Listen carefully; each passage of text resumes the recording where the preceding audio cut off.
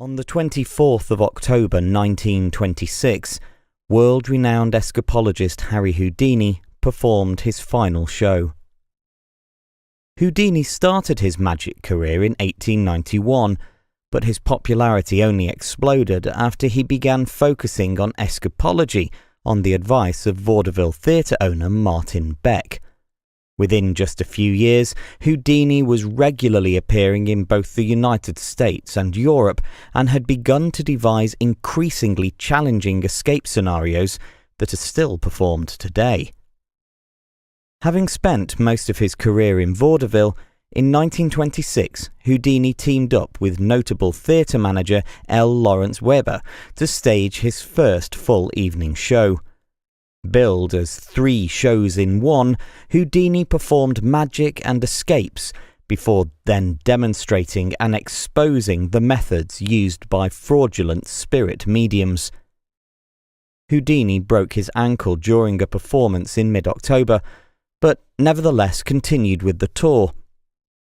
He was visited in his dressing room by 3 students whilst in Montreal on the 22nd of October.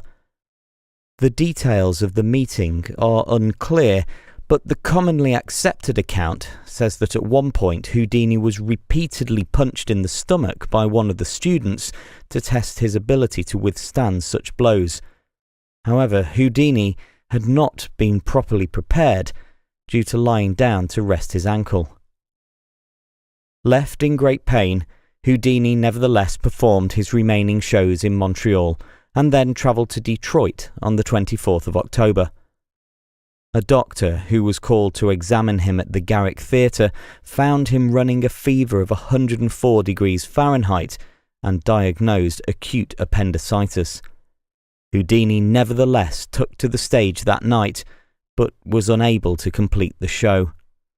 He was later taken to Detroit's Grace Hospital for surgery, but his appendix had already burst, leaving him with peritonitis. Houdini, probably the world's greatest ever escapologist, died a few days later on the 31st of October.